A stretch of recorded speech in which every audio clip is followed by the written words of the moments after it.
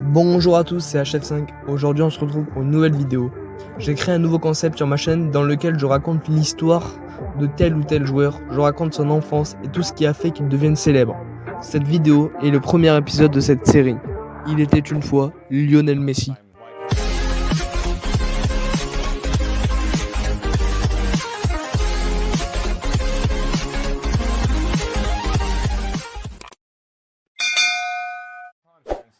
He's not on the same wavelength as everybody else. Even us watching it, you kind of, as soon as that ball was set back, great ball by Iniesta, you know exactly what's going to happen with that. Very clear. Lionel Messi est né le 24 juin 1987 de sa mère Celia Maria Cusitini et de son père Jorge Horacio Messi dans la ville de Rosario en Argentine.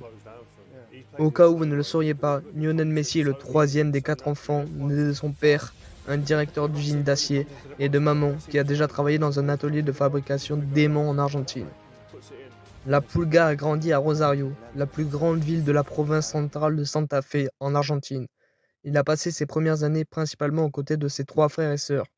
En parlant de ses parents de sang, le frère aîné de Messi et Rodrigo, Matías Messi est son supérieur immédiat. Enfin, sa sœur cadette est María-Sol Messi. La légende de Barcelone vient d'une famille soudée et passionnée de football. Du point de vue du coût de la vie, Jorge et Celia Maria ont déjà souffert d'un manque à la fin des années 1980 en raison de la stagnation massive en Argentine. Quelques années après la naissance de Messi, le pays sud-américain était au bord de l'effondrement économique. Cela était dû à l'incapacité de l'Argentine à payer sa dette. Pour cette raison, l'hyperinflation, la dévaluation du peso et les émeutes sont devenus l'ordre du jour. La famille de Lionel Messi a été parmi les victimes de cette crise économique qui a secoué presque tous les ménages de la classe moyenne. La vérité est que Jorge et Celia Maria, ainsi que 3 millions d'autres Argentins, ont eu du mal à travailler. D'abord et avant tout, la puce atomique est plus européenne qu'argentine. C'est parce que ses mamies, Antonio, Celia, Oliveira, Rosa Maria et Eusebio, ne sont pas originaires du pays d'Amérique du Sud. Messi est d'origine italienne et espagnole du côté de son père par l'intermédiaire de ses grands-parents paternels, Eusebio Messi et Rosa Maria Pérez. Grand-mère et grand-père étaient autrefois des immigrants en Argentine. Ils ont des racines familiales qui remontent à la région du centre-nord des Marches adriatiques en Italie et en Catalogne. Léo n'a que l'ascendance italienne du côté de sa mère à travers ses grands-parents maternels, Antonio et Celia Oliveira Cusitini. Ayant grandi dans une famille soudée et passionnée de football, la Pulga a développé une passion pour le football dès son plus jeune âge.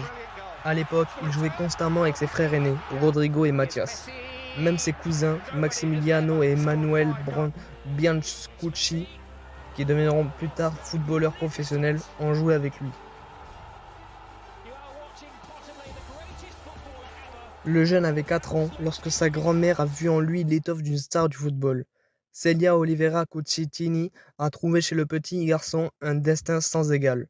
C'était quelque chose d'inégalé, même si ses frères aînés, Rodrigo et Matías, lui ont appris à taper dans le ballon. Parmi tous les membres de la famille, Celia Oliveira Cusitini était la seule à l'époque à vouloir voir Messi devenir footballeur. À cette fin, elle a personnellement amené l'enfant à sa première séance d'entraînement de football au club de football local de Grandoli. Là-bas, Celia Oliveira Cusitini a aiguillonné son petit-fils avec les mots « Lionel, un jour, vous serez le meilleur joueur de football au monde ». Le soutien de grand-mère, Celia Oliveira, était si grand. Elle a non seulement persuadé les parents de Messi de lui acheter sa première paire de chaussures de football, mais a également chargé l'entraîneur du club local d'inclure son petit-fils dans l'équipe de match.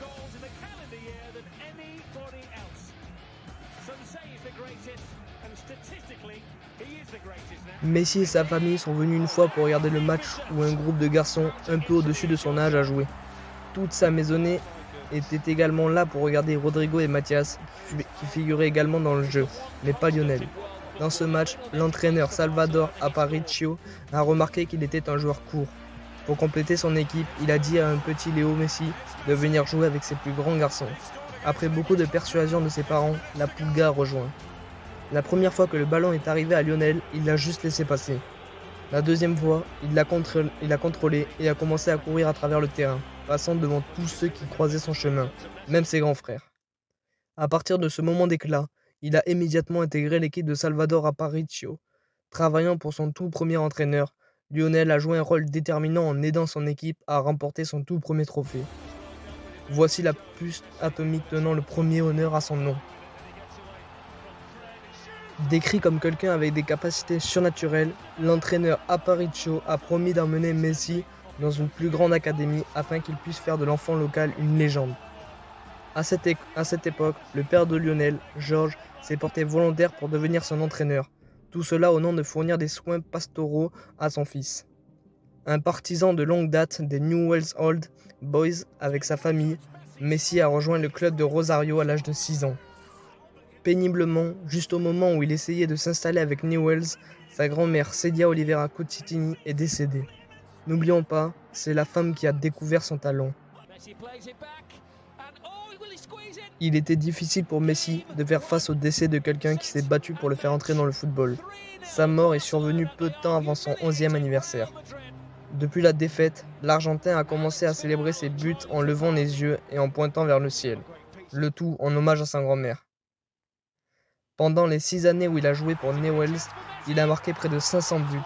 En fait, Lionel faisait partie d'un groupe de garçons appelé la Machine de 87. C'était une équipe de jeunes presque imbattables, dont le surnom venait de leur année de naissance, 1987.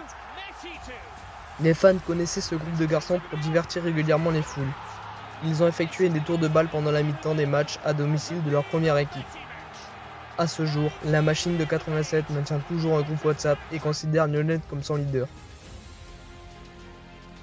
Après la mort de sa grand-mère, Léo a cessé de grandir. À cette époque, l'avenir du jeune en tant que joueur professionnel est devenu menacé. En fait, tout le monde dans sa maison, y compris le personnel d'entraîneur de Newell's, s'est inquiété de son retard de croissance. Ils ont vu Lionel ressembler à un nain par rapport à ses coéquipiers du même groupe d'âge. Reconnaissablement plus petit, les médecins ont finalement diagnostiqué que Messi souffrait d'une maladie due à un déficit en hormones de croissance. C'est ce qui a limité sa croissance. Vraiment, il était difficile pour son père de faire face à ces factures médicales continues. À l'époque, l'assurance maladie de George Messi ne pouvait couvrir que 2 ans de traitement à l'hormone de croissance, qui coûtait environ 1 000 $ par mois. Dans le but de soutenir, Newell a accepté de contribuer, mais a ensuite abandonné sa promesse au pauvre Messi. Le dieu du football est intervenu alors que ses grands-parents, du côté de son père, qui vivait en Catalogne, cherchaient un moyen de se faire soigner avec le FC Barcelone. Dans leur quête d'un club pour l'aider à traiter sa maladie, les grands-parents paternels de Lionel Messi, Eusebio Messi et Rosa Maria Pérez, ont eu la chance de convaincre un membre éminent de la direction du FC Barcelone. À l'âge de 13 ans, le FC Barça a offert à Messi la possibilité de faire couvrir ses frais médicaux par le club. Cela est venu après que Eusebio et Rosa leur aient raconté des histoires sur leur petit-fils, qui a des talents similaires au légendaire footballeur argentin Diego Maradona.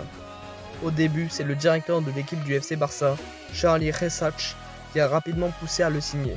Malheureusement, le conseil d'administration de Barcelone a refusé. À l'époque, les règles du football ne permettaient pas aux clubs européens de recruter des joueurs étrangers de l'âge de Léo. Le 14 décembre 2000, les Old Boys de Newell's ont lancé un ultimatum à Barcelone pour prouver leur engagement envers Messi, sous peine de le perdre. En ce jour fatidique, Karl Rexach, alors qu'il se précipitait pour respecter le délai et sans papier à portée de main, a signé le contrat de Lionel Messi sur une serviette. En février 2001, la famille de Lionel Messi a récupéré ses bagages et a traversé l'Atlantique pour s'installer en Espagne. Toute la famille vivait dans un appartement près du Camp Nou. Malheureusement, Lionel Messi, à sa première année, a rarement joué avec ses camarades de l'académie du FC Barça, en raison d'un conflit de transfert entre les Old Boys de Newell's et le club de Catalogne.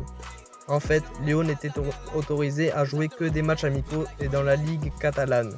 Sans beaucoup de football, le pauvre garçon a eu du mal à s'intégrer. Pour aggraver les choses, il est même devenu plus réservé. Ne voulant pas du tout parler, Lionel Messi était si calme que ses coéquipiers ont d'abord cru qu'il était stupide. Les membres de la famille immédiate de Lionel Messi, à l'exception de son père, était en séjour limité en Espagne. Au fil du temps, le jeune a commencé à souffrir du mal du pays. Cette maladie est survenue après le retour de sa mère à Rosario avec Rodrigo, Mathias et Maria Sol.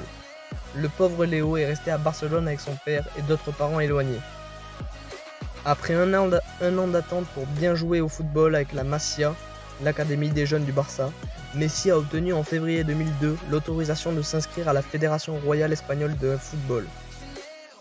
Jouant dans toutes leurs compétitions, il se lie d'amitié avec ses coéquipiers, parmi lesquels Cesc Fabregas et Gérard Piqué.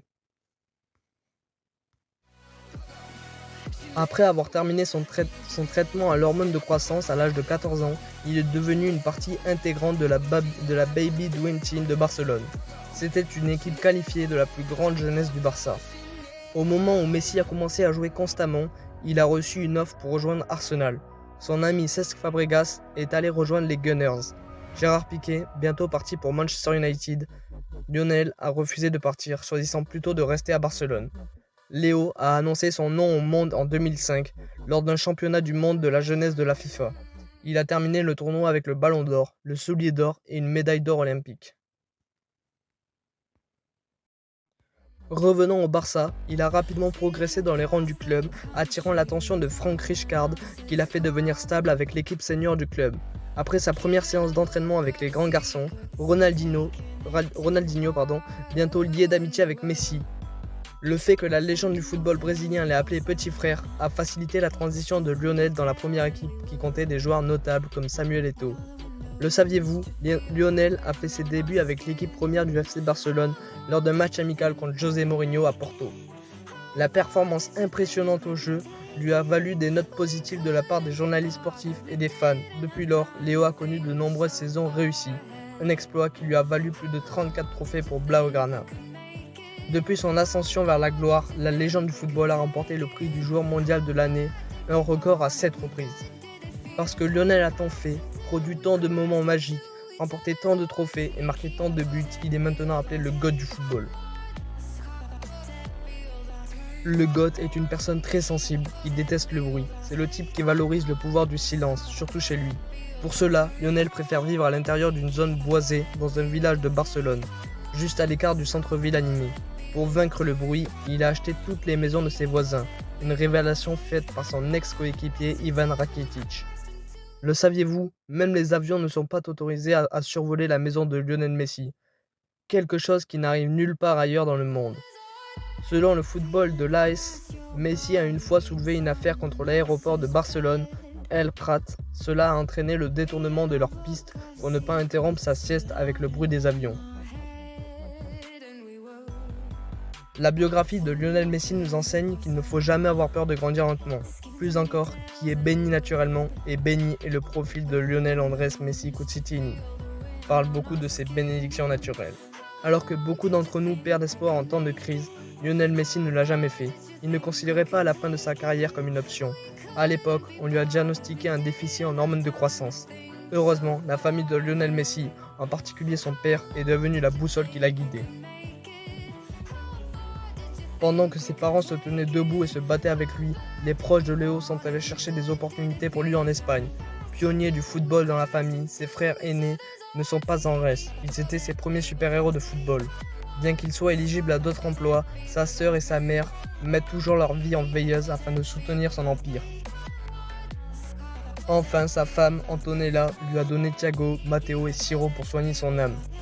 Lionel Messi, il est déjà devenu un vainqueur du trophée pour son Argentine bien-aimée. Lionel Messi a mené l'Argentine à remporter la Copa América 2021, un tournoi où il est devenu le co-meilleur buteur aux côtés de Luis Diaz.